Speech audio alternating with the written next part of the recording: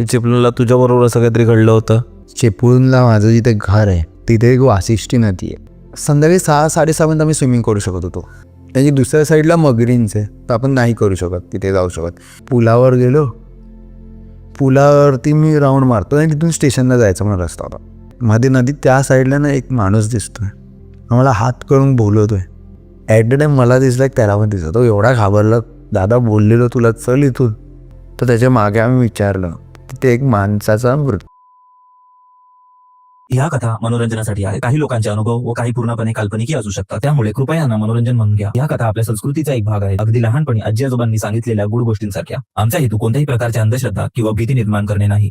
मला एक चिपळूणची गोष्ट पण ऐकायची ती, जी तू बोलवतस की चिपळूणला तुझ्याबरोबर असं काहीतरी घडलं होतं. हा एक झालेलं. आता भाई मी आहे बाय प्रोफेशन, मला स्विमिंग आवडतं, मी स्विमिंग करतो आहे. 17-18 वर्ष आम्ही करतो. चिपळूणला माझं जिथे घर आहे तिथे एक वाशिष्ठी नदी आहे, फेमस नदी आहे. शंकराचं मंदिराला लागून ती नदी आहे. आम्ही स्विमिंगला वगैरे गेलेलो. तर कसं व्हायचं ना की संध्याकाळी 6-6:30 आम्ही स्विमिंग करू शकत होतो, कारण की तिथे स्विमिंगला सगळे गावातली मुलं, मोठी माणसं सगळे येतात. त्याची दुसऱ्या साईडला मगरींच आहे, तर आपण नाही करू शकत, तिथे जाऊ शकत. या साईडला मगरी येत नाही संध्याकाळच्या वेळेला. आम्ही तिथं स्विमिंग करत होतो. मी तुला ती रील दाखवेल, माझ्याकडे आहे ती रील पण, किंवा तू टाकू पण शकतो ती रील, की स्विमिंग वगैरे आम्ही करत होतो. आता झालं असं की स्विमिंग वगैरे झालं, सगळं झालं, जेवलो. माझे आहे मम्मीच्या ओळखीचे आहेत, त्यांचा मुलगा आणि मी, आम्ही जेवलो वगैरे. ते पण आलेलं आमच्यावर, हो तू काय पाण्यात उतरत नाही, तो स्विमिंग करत नाही. मी बोललो चल जेवण झालं, आता आपण शतपावलीला जाऊ. शतपावली बोललो आता करायचं काय, तर चल चालत जाऊया, जरा पुलावरती जाऊया. तर तो बोलतो अरे नको, काहीतरी आपल्याला प्रॉब्लेम होईल. मी बोला असं काही नाही होणार, तू कोणाला काय त्रास दिला आहे का, नाही ना, तू आपण आपलं नॉर्मल चालत जाऊया. आम्ही निघालो. राईट हँड साईडला एक स्वयंभू गणपती, तळ्यातला गणपती मंदिर आहे, तिथून लेफ्ट टाकला. मी सरळ चालत गेलो. राखणदारासाठी असेल किंवा काय, हनुमानाचं एक छोटंसं स्थापना केली आहे दगडात, तिकडे ते होतं. आम्ही चालत चाललो आहे, कोणाला काही नाही, मस्ती नाही, आमची मस्ती चालू आहे बोलणं.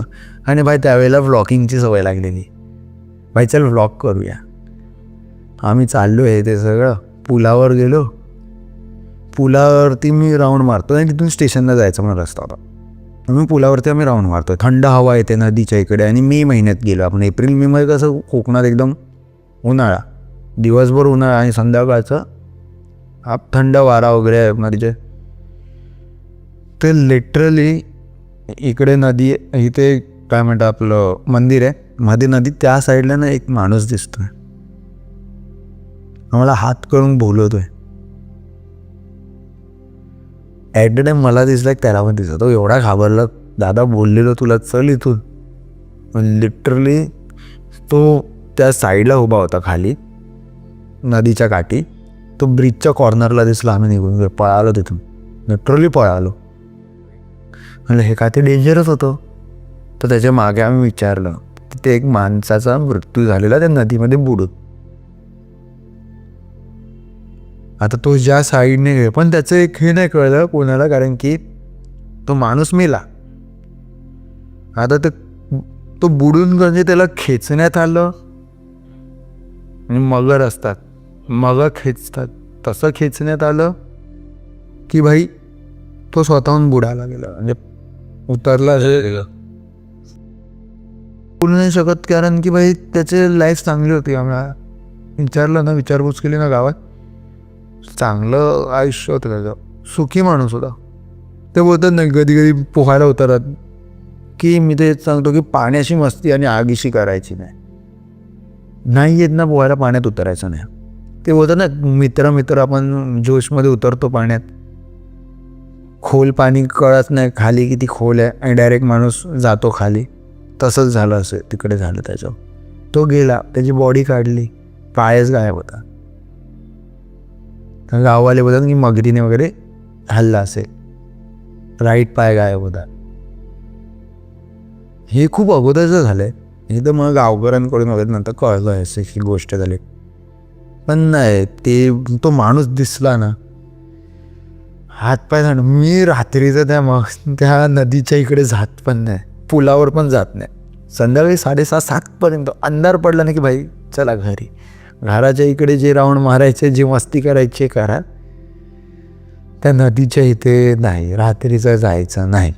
मंदिराच्या ऑपोजिटला होतं तर मंदिर पण जागरूक मंदिर आहे, पण त्या साईडला दिसलं आणि विदिन 1 सेकंड तो पुलावरती दिसला आम्हाला.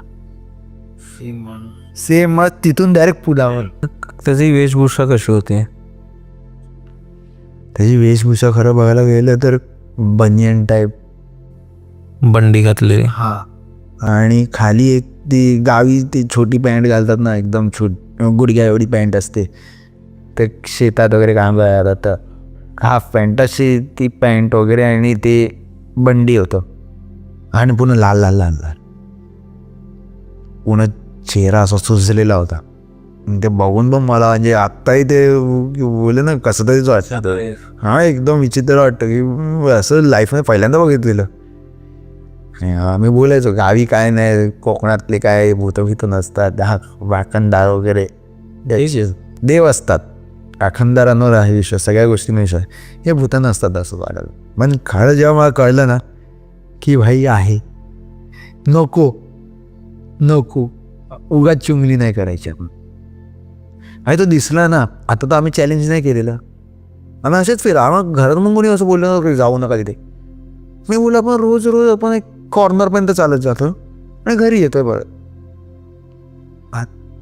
काय कंटाळा आलाय. चल जरा आरामात, नदी आहे घराला 5 मिनिटावर, नदी आहे, पूल आहे, फिरू शकतो आपण आरामात, मंदिर आहे. हेच बोलणं ना, मंदिर आहे तिथे काय असं दिसणार आहे. पण ते पण माझं खोटं पडलं होय, त्या साईडला तो माणूस दिसला. खूप डेंजर आहे ते, खूप डेंजर आहेत त्या गोष्टी. कारण की खूप लोक मला बोलतात पण की जे कोणी येतात ना चिपळूणवरून, चिपळूणला उतरल्यावर ते लोक बोलतात की भाई इथे नको, म्हणजे चालत नको जाऊया पुलावरून, रिक्षाने जाऊया, किंवा जी काय बस भेटली तर भेटली, नाही तर पुलावरून जाऊया, याच्या रिक्षाने जाऊया, किंवा ते शेअरिंग टमटम वगैरे भेटतात ती, हां त्याच्याने जाऊ आपण. पण ते असंच असतं त्यांचं, ह्या सगळ्या गोष्टी असतात ती. म्हणजे चिपळूणचं मी हे माझ्याबरोबर घडलेलं आहे एक. अजून चिपळूणला नाही म्हणजे आहे मस्त परशुरामाची सिटी बोलतात ना, डोंगरात वसलेलं, त्यावर. पण इथे ते खरं घडलं ना त्यावेळेस मी खूप घाबर. आता हे बोलता ते सगळं इमॅजिन होतं ना, डोळ्यासमोर येतं ना, तर माणूस येतो डायरेक्ट, एकदम डेंजर होतं ते. सो नाही भाई, मी जाणंच बंद केलं. मी इव्हन आता मध्यंतरी पण मी 2-3 वेळा गावी गेलेलो, चिपळूणला गेलो, पोहायला नाही गेलो. एवढं स्विमिंगसाठी आम्ही मरणारे मुलं. स्विमिंग करायला जायचंच, आणि स्विमिंग पूल नदी आहे, समुद्र आहे, करायला मजा येते. हे करायला नाही जायचं आहे भाई, आता कधीच नाही जाणार. पाण्यात पण नाही उतरत ते, नदीत पण नाही उतरत एवढे, म्हणजे मला ती भीती राहिली आहे थोडीशी माझ्या, की संध्याकाळीचं त्या माणसाने आम्ही पोहताना काय खेचलं बिचलं काय झालं तर, त्यामुळे नको. तू एक हिमाचलची पण कोणती तरी गोष्ट सांगणार होतास. ती माझ्या फ्रेंड बरोबर झालेली गोष्ट आहे. आता एक कॉलेजचा फ्रेंड होता, तो आता नाही आहे, तो एक्सपायर झाला. सो 2016ला तो एक्सपायर झाला ॲक्सिडेंटमध्ये. तो पण ॲक्सिडेंटमध्येच ऑफ झाला. तो त्याच्या फॅमिलीबरोबर गेलेला, तर तो फॅमिलीबरोबर तिथे गेलेला असताना एका हॉटेलमध्ये स्टे केलं तिथे हिमाचलला. ते कुलू मनाली वगैरे ते साईड आहे ना, त्या साईडला. जेवढी चांगली ती सिटी दिसते तेवढी डेंजर ते आहे सगळ्या गोष्टी इकडे पण. इव्हन मी स्वतः लहान असताना सिमला कुलू मनाली फॅमिलीबरोबर गेलेलो, पण आम्ही ते टूर्स बरोबर गेलेलो. सो ते टुरिस्ट म्हणजे ग्रुप्स नेतात ना, 25-30 लोकांचा ग्रुप वगैरे, आम्ही तसे गेलेलो. तर त्यावेळेला माझ्यावर असं काय घडलं नव्हतं. मी खूप लहान होतो तेव्हा, असेल 7-8 वर्षाचा. हां 7-8 वर्षाचा होतो. माझा मित्र 2014ला गेलेला. जेव्हा हॉटेलमध्ये राहिलेला ना, तेव्हा हॉटेलच्या बाहेर तो 3-4 दिवस होता. ते लोक पण असे म्हणजे ते बोलतात ना की ते 8-5-6 फॅमिलीजना देतात टूर पॅकेज. हां तसंच, पण ते सोशल मीडियावरून काढलेलं. म्हणजे आता आपण जर बघायला गेलं, एक एक्झाम्पल आपण नाव जर घेतलं म्हणजे चितारी झालं किंवा केसरी झालं, वीणा वर्ल्ड झालं, हे कसं सेफ आहेत. हे लोकांचे पहिल्यापासून चांगल्या हॉटेल्स 3 स्टार. नवीन काय हा हे नवीन हो, आणि ते कंपनी पण नवीनच होती. बरोबर. ते गेले त्यांच्याबरोबर.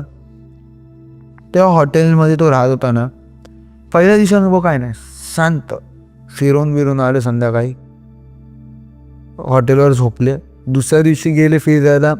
ते सगळं त्यांचं ते राईड बीड होते, ते रिव्हर राफ्टिंग असतं तिकडे, ते सगळं केलं. हे भाईसाहेब आले रात्री. याला बोललेलं की काहीतरी पौर्णिमा का अमावस्येची रात्र होती त्यावेळेला, असंच काहीतरी होतं. मला पण नीट आठवत नाही, पण त्यांनी जेव्हा सांगितलेलं.